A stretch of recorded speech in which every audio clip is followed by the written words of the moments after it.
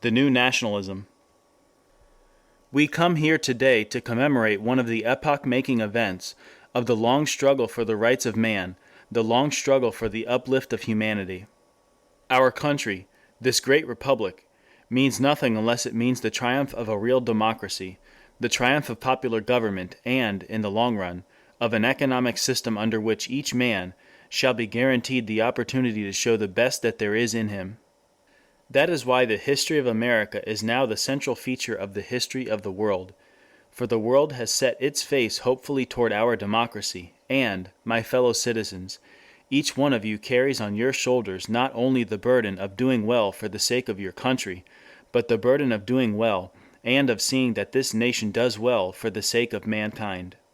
There have been two great crises in our country's history: first, when it was formed, and then, again, when it was perpetuated, and, in the second of these great crises, in the time of stress and strain which culminated in the Civil War, on the outcome of which depended the justification of what had been done earlier, you men of the Grand Army, you men who fought through the Civil War, not only did you justify your generation, but you justified the wisdom of Washington and Washington's colleagues.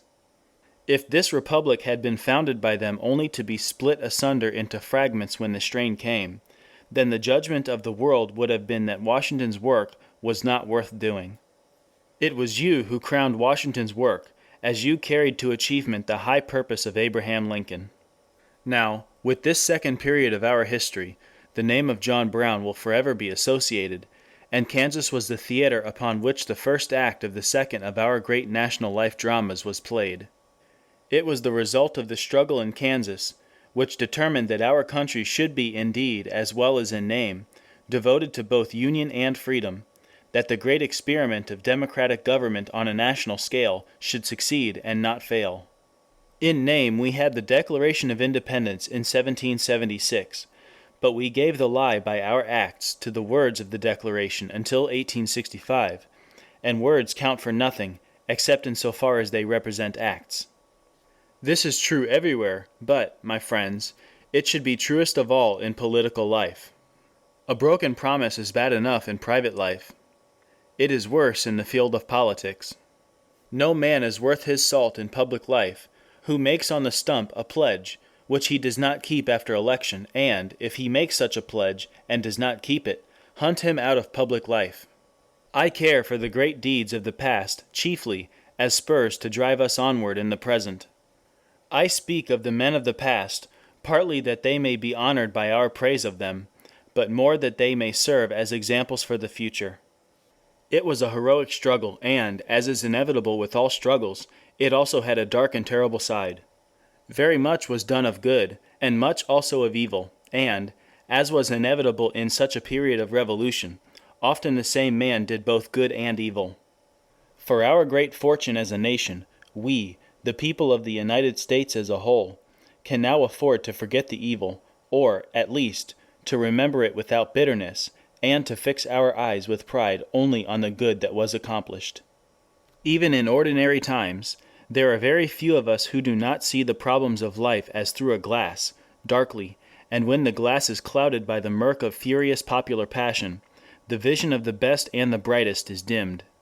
Looking back, we are all of us now able to do justice to the valor, the disinterestedness, and the love of the right, as to each it was given to see the right, shown both by the men of the North and the men of the South in that contest, which was finally decided by the attitude of the West. We can admire the heroic valor, the sincerity, the self-devotion shown alike by the men who wore the blue and the men who wore the gray, and our sadness that such men should have to fight one another is tempered by the glad knowledge that ever hereafter their descendants shall be fighting side by side, struggling in peace as well as in war for the uplift of their common country, all alike, resolute to raise to the highest pitch of honor and usefulness the nation to which they all belong. As for the veterans of the Grand Army of the Republic, they deserve honor and recognition such as is paid to no other citizens of the Republic, for to them the Republic owes it all, for to them it owes its very existence. It is because of what you and your comrades did in the dark years that we of today walk, each of us, head erect, and proud that we belong, not to one of a dozen little squabbling contemptible commonwealths, but to the mightiest nation upon which the sun shines. I do not speak of this struggle of the past merely from a historic standpoint. Our interest is primarily in the application today of the lessons taught by the contest a half-century ago. It is of little use for us to pay lip loyalty to the mighty men of the past, unless we sincerely endeavor to apply to the problems of the present, precisely, the qualities which in other crises enabled the men of that day to meet those crises. It is half melancholy and half amusing to see the way in which well-meaning people gather to do honor to the men who, in company with John Brown, and under the lead of Abraham Lincoln, faced and solved the great problems of the 19th century, while, at the same time, these same good people nervously shrink from, or frantically denounce, those who are trying to meet the problems of the 20th century in the spirit which was accountable for the successful solution of the problems of Lincoln's time. Of that generation of men to whom we owe so much, the man to whom we owe the most is, of course, Lincoln. Part of our debt to him is because he forecast our present struggle and saw the way out. He said, quote, "I hold that while man exists, it is his duty to improve not only his own condition, but to assist in ameliorating mankind." End quote. And again, quote, "Labor is prior to, and independent of, capital. Capital is only the fruit of labor, and could never have existed if labor had not first existed. Labor is the superior of capital, and deserves much the higher consideration." End quote. If that remark was original with me, I should be even more strongly denounced as a communist agitator than I shall be anyhow. It is Lincoln's. I am only quoting it, and that is one side. That is the side the capitalist should hear. Now, let the working man hear his side. Quote, "Capital has its rights, which are as worthy of protection as any other rights. Nor should this lead to a war upon the owners of property. Property is the fruit of labor, property is desirable, and is a positive good in the world." End quote. And then comes a thoroughly Lincoln-like sentence. Quote, "Let not him who is houseless pull down the house of another, but let him work diligently and build one for himself, thus by example assuring that his own shall be safe from violence when built." End quote. It seems to me that, in these words, Lincoln took substantially the attitude that we ought to take. He showed the proper sense of proportion in his relative estimates of capital and labor, of human rights and property rights. Above all, in this speech as in many others, he taught a lesson in wise kindliness and charity, an indispensable lesson to us of today. But this wise kindliness and charity never weakened his arm or numbed his heart. We cannot afford weakly to blind ourselves to the actual conflict which faces us today. The issue is joined, and we must fight or fail. In every wise struggle for human betterment, one of the main objects, and often the only object, has been to achieve in large measure equality of opportunity. In the struggle for this great end, nations rise from barbarism to civilization, and through it, people press forward from one stage of enlightenment to the next. One of the chief factors in progress is the destruction of special privilege. The essence of any struggle for healthy liberty has always been, and must always be, to take from some one man or class of men the right to enjoy power or wealth or position or immunity, which has not been earned by service to his or their fellows. That is what you fought for in the Civil War, and that is what we strive for now. At many stages in the advance of humanity, this conflict between the men who possess more than they have earned, and the men who have earned more than they possess, is the central condition of progress. In our day it appears as the struggle of freemen, to gain and hold the right of self-government as against the special interests, who twist the methods of free government into machinery for defeating the popular will. At every stage, and under all circumstances, the essence of the struggle is to equalize opportunity, destroy privilege, and give to the life and citizenship of every individual the highest possible value, both to himself and to the Commonwealth. That is nothing new. All I ask in civil life is what you fought for in the Civil War. I ask that civil life be carried on according to the spirit in which the army was carried on. You never get perfect justice, but the effort in handling the army was to bring to the front the men who could do the job. Nobody grudged promotion to Grant, Sherman, Thomas, or Sheridan because they earned it. The only complaint was when a man got a promotion which he did not earn. Practical equality of opportunity for all citizens, when we achieve it, will have two great results. First, every man will have a fair chance to make of himself all that in him lies, to reach the highest point to which his capacities, unassisted by special privilege of his own, and unhampered by the special privilege of others, can carry him, and to get for himself and his family substantially what he has earned. Second, equality of opportunity means that the Commonwealth will get from every citizen the highest service of which he is capable. No man who carries the burden of the special privileges of another can give to the Commonwealth that service to which it is fairly entitled. I stand for the square deal. But when I say that I am for the square deal, I mean not merely that I stand for fair play under the present rules of the game, but that I stand for having those rules changed, so as to work for a more substantial equality of opportunity and of reward for equally good service. One word of warning, which, I think, is hardly necessary in Kansas. When I say I want a square deal for the poor man, I do not mean that I want a square deal for the man who remains poor because he has not the energy to work for himself. If a man who has had a chance will not make good, then he has got to quit. And you men of the Grand Army, you want justice for the brave man who fought, and punishment for the coward who shirked his work. Is that not so? Now, this means that our government, national and state, must be freed from the sinister influence or control of special interests.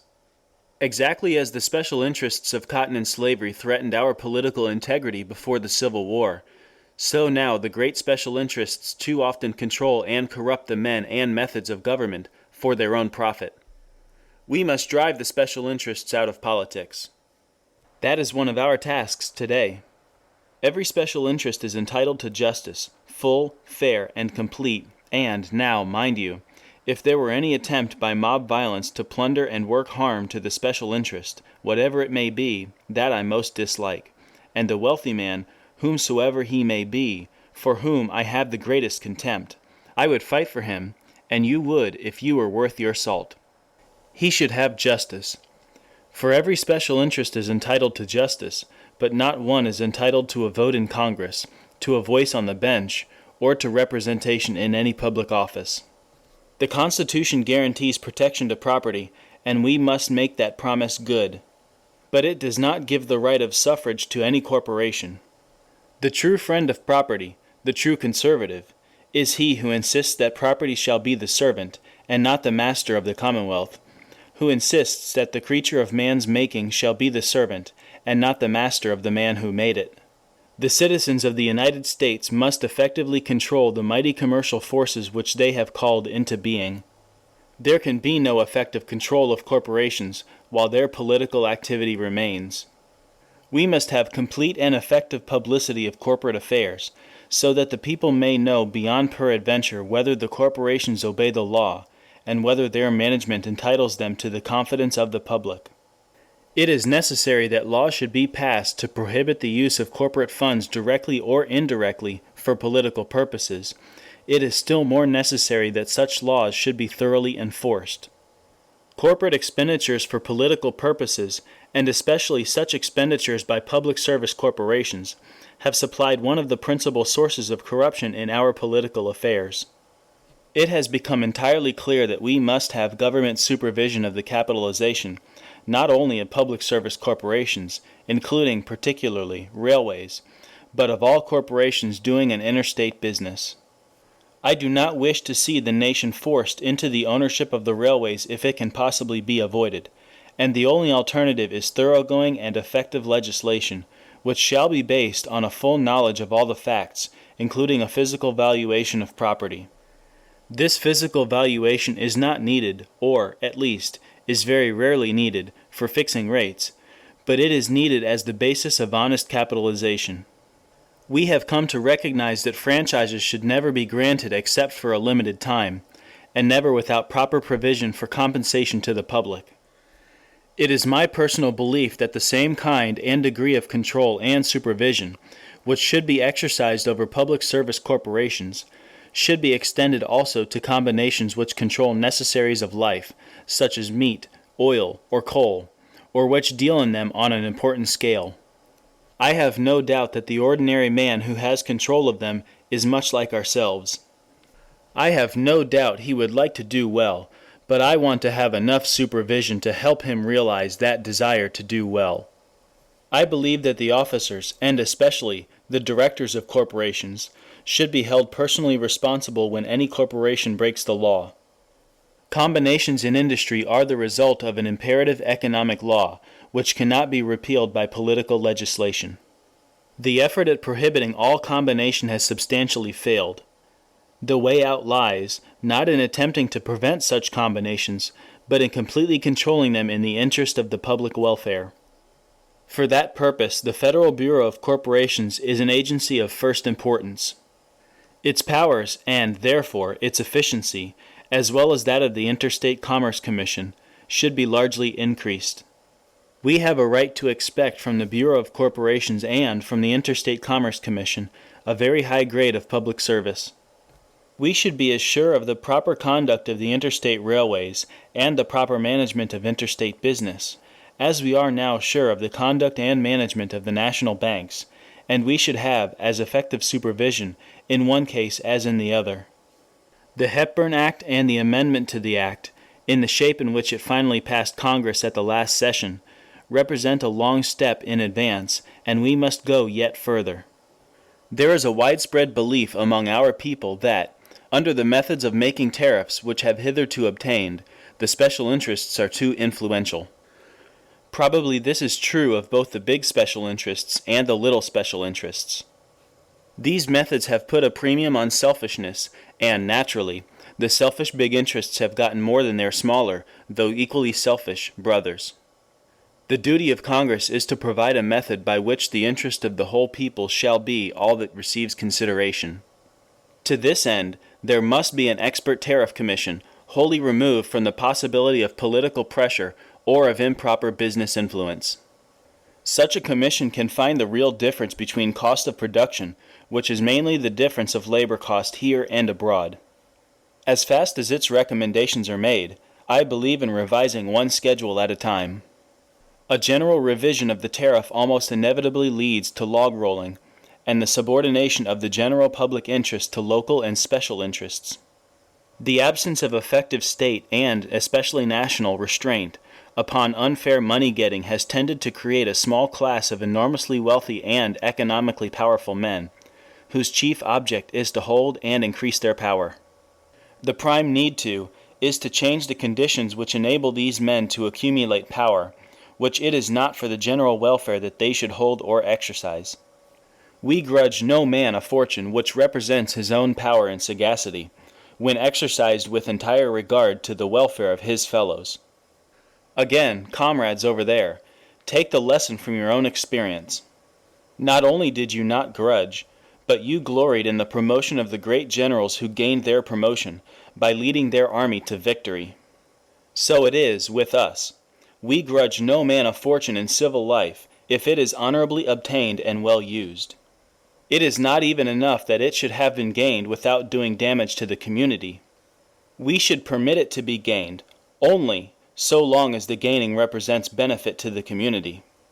This, I know, implies a policy of a far more active governmental interference with social and economic conditions in this country than we have yet had, but I think we have got to face the fact that such an increase in governmental control is now necessary.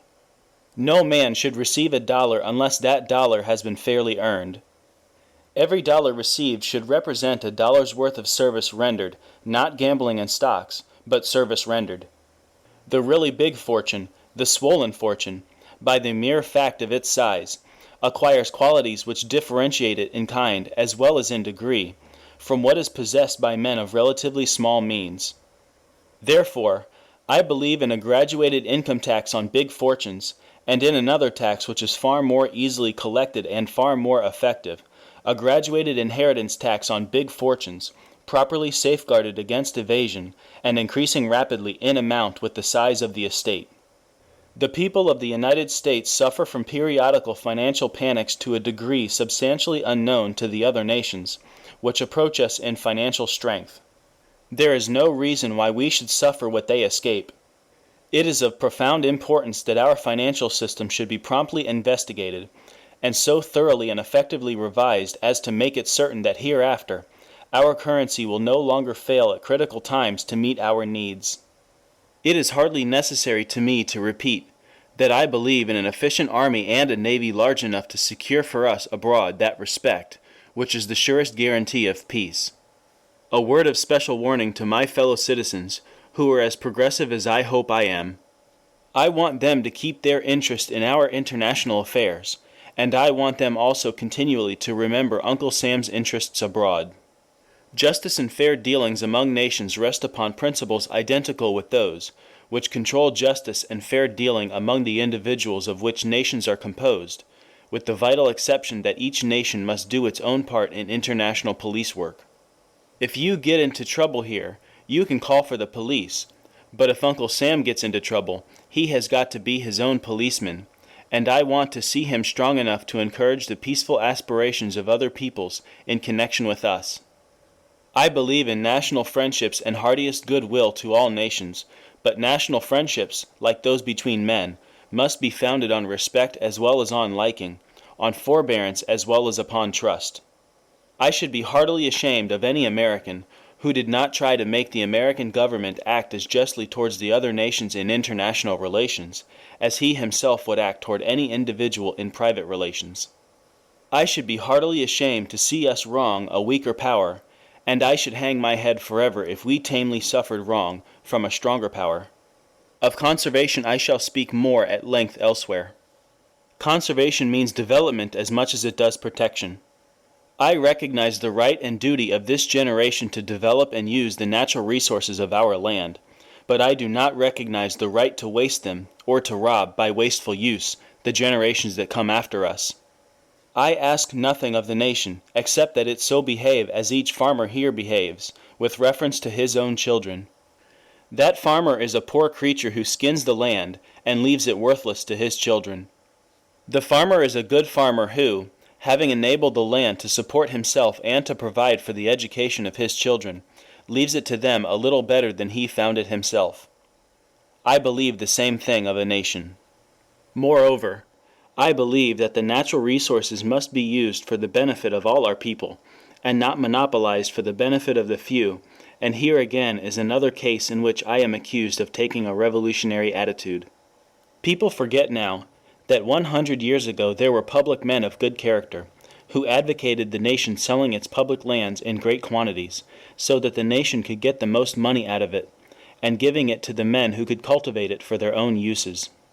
We took the proper democratic ground that the land should be granted in small sections to the men who were actually to till it and live on it.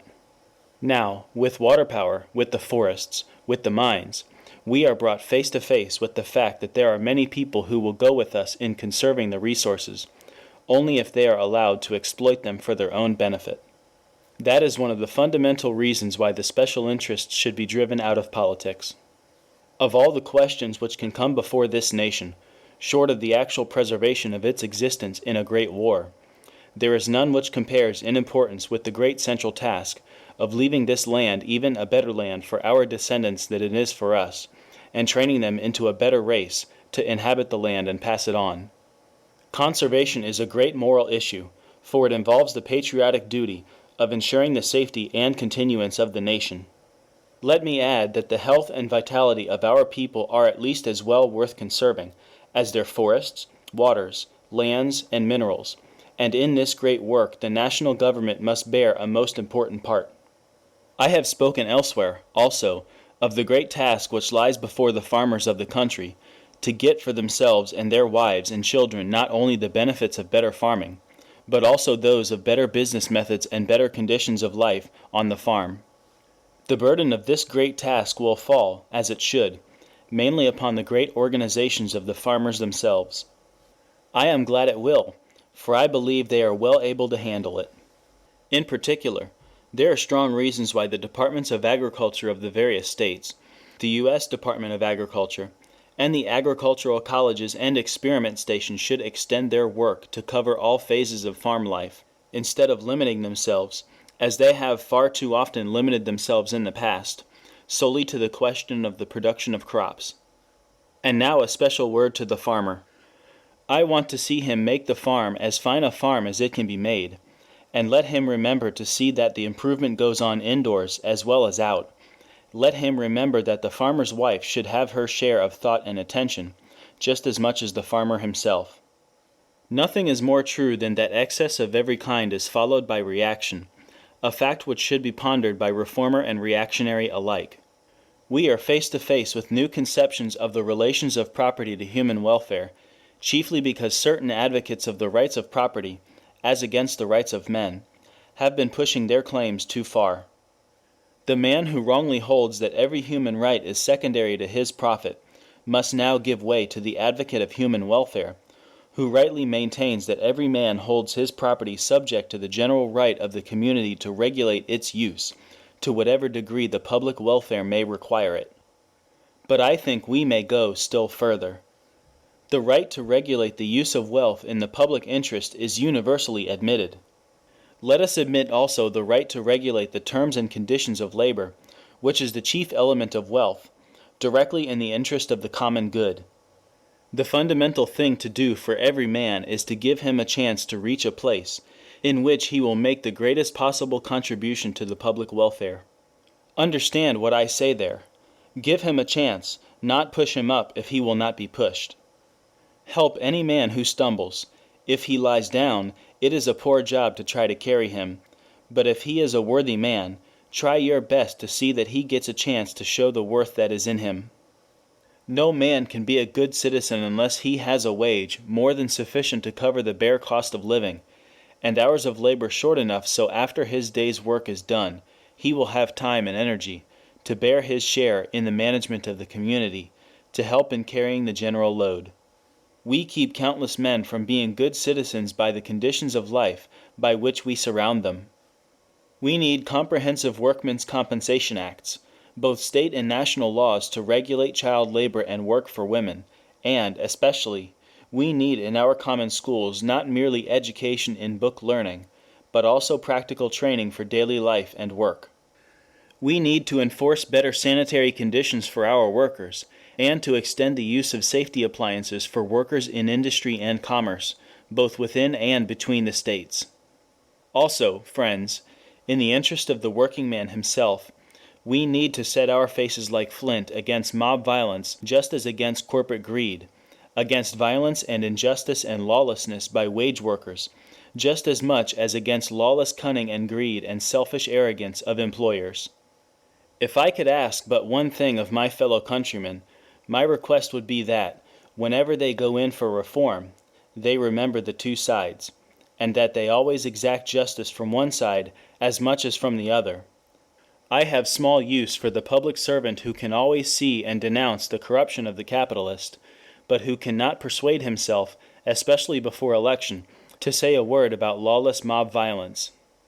And I have equally small use for the man, be he a judge on the bench or editor of a great paper, or wealthy and influential private citizen, who can see clearly enough and denounce the lawlessness of mob violence, but whose eyes are closed, so that he is blind when the question is one of corruption of business on a gigantic scale. Also, remember what I said about excess in reformer and reactionary alike. If the reactionary man, who thinks of nothing but the rights of property, could have his way, he would bring about a revolution. And one of my chief fears in connection with progress comes because I do not want to see our people, for lack of proper leadership, compelled to follow men whose intentions are excellent, but whose eyes are a little too wild to make it really safe to trust them. Here in Kansas there is one paper which habitually denounces me as a tool of Wall Street, and at the same time frantically repudiates the statement that I am a socialist, on the ground that that is an unwarranted slander of the socialists. National efficiency has many factors. It is a necessary result of the principle of conservation widely applied. In the end, it will determine our failure or success as a nation. National efficiency has to do not only with the national resources and with men, but it is equally concerned with institutions. The state must be made efficient for the work which concerns only the people of the state, and the nation for that which concerns all the people. There must remain no neutral ground to serve as a refuge for lawbreakers, and especially for lawbreakers of great wealth, who can hire the vulpine legal cunning which will teach them how to avoid both jurisdictions. It is a misfortune when the national legislature fails to do its duty in providing a national remedy, so that the only national activity is the purely negative activity of the judiciary, in forbidding the state to exercise power in the premises. I do not ask for over-centralization, but I do ask that we work in a spirit of broad and far-reaching nationalism, where we work for what concerns our people as a whole. We are Americans. Our common interests are as broad as the continent. I speak to you here in Kansas exactly as I would speak in New York or Georgia, for the most vital problems are those which affect us all alike. The national government belongs to the whole American people, and where the whole American people are interested, that interest can be guarded effectively only by the national government. The betterment which we seek must be accomplished, I believe, mainly through the national government. The American people are right in demanding that new nationalism, without which we cannot hope to deal with new problems. The new nationalism puts the national need before sectional or personal advantage. It is impatient of the utter confusion that results from local legislatures attempting to treat national issues as local issues. It is still more impatient of the impotence which springs from overdivision of governmental powers, the impotence which makes it possible for local selfishness or for legal cunning, hired by wealthy special interests, to bring national activities to a deadlock. This new nationalism regards the executive power as the steward of the public welfare. It demands of the judiciary that it shall be interested primarily in human welfare rather than in property, just as it demands that the representative body shall represent all the people, rather than any one class or section of the people. I believe in shaping the ends of government to protect property as well as human welfare. Normally, and in the long run, the ends are the same, but whenever the alternative must be faced, I am for men and not for property, as you were in the Civil War. I am far from underestimating the importance of dividends, but I rank dividends below human character. Again, I do not have any sympathy with the reformer who says he does not care for dividends. Of course, economic welfare is necessary, for a man must be able to pull his own weight and be able to support his family. I know well that the reformers must not bring upon the people economic ruin, or the reformers themselves will go down in the ruin. But we must be ready to face temporary disaster, whether or not brought on by those who will war against us to the knife. Those who oppose reform will do well to remember that ruin in its worst form is inevitable, if our national life brings us nothing better than swollen fortunes for the few, and the triumph in both politics and business of a sordid and selfish materialism. If our political institutions were perfect, they would absolutely prevent the political domination of money in any part of our affairs. We need to make our political representatives more quickly and sensitively responsive to the people, whose servants they are. More direct action by the people in their own affairs under proper safeguards is vitally necessary. The direct primary is a step in this direction, if it is associated with a Corrupt Services Act, effective to prevent the advantage of the man willing recklessly and unscrupulously to spend money over his more honest competitor. It is particularly important that all monies received or expended for campaign purposes should be publicly accounted for, not only after election, but before election as well. Political action must be made simpler, easier, and freer from confusion for every citizen. I believe that the prompt removal of unfaithful or incompetent public servants should be made easy and sure, in whatever way experience shall show to be the most expedient in any given class of cases. One of the fundamental necessities in a representative government such as ours is to make certain that the men to whom the people delegate their power shall serve the people by whom they are elected, and not the special interests. I believe that every national officer, elected or appointed, should be forbidden to perform any service or receive any compensation, directly or indirectly, from interstate corporations, and a similar provision could not fail to be useful within the states. The object of government is the welfare of the people. The material progress and prosperity of a nation are desirable, chiefly so long as they lead to the moral and material welfare of all good citizens. Just in proportion as the average man and woman are honest, capable of sound judgment and high ideals, active in public affairs, but, first of all, sound in their home, and the father and mother of healthy children whom they bring up well, just so far, and no farther, we may count our civilization a success. We must have, I believe we have already, a genuine and permanent moral awakening, without which no wisdom of legislation or administration really means anything, and, on the other hand, we must try to secure the social and economic legislation, without which any improvement due to purely moral agitation is necessarily evanescent. Let me again illustrate by a reference to the Grand Army. You could not have won simply as a disorderly and disorganized mob. You needed generals, you needed careful administration of the most advanced type, and a good commissary, the cracker line. You well remember that success was necessary in many different lines, in order to bring about general success. You had to have good administration at Washington, just as you had to have the administration in the field, and you had to have good work of the generals. You could not have triumphed without the administration and leadership, but it would all have been worthless if the average soldier had not had the right stuff in him. He had to have the right stuff in him, or you could not get it out of him. In the last analysis, therefore, vitally necessary though it was to have the right kind of organization and the right kind of generalship, it was even more vitally necessary that the average soldier should have the fighting edge, the right character. So it is in our civil life. No matter how honest and decent we are in our private lives, if we do not have the right kind of law and the right kind of administration of the law, we cannot go forward as a nation. That is imperative, but it must be an addition to, and not a substitute for, the qualities that make us good citizens. In the last analysis, the most important elements in any man's career must be the sum of those qualities which, in the aggregate, we speak of as character. If he has not got it, then no law that the wit of man can devise, no administration of the law by the boldest and strongest executive, will avail to help him. We must have the right kind of character, character that makes a man, first of all, a good man in the home, a good father, and a good husband, that makes a man a good neighbor. You must have that, and then, in addition, you must have the kind of law and the kind of administration of the law, which will give to those qualities in the private citizen the best possible chance for development. The prime problem of our nation is to get the right type of good citizenship, and, to get it, we must have progress, and our public men must be genuinely progressive. End of The New Nationalism, by Theodore Roosevelt.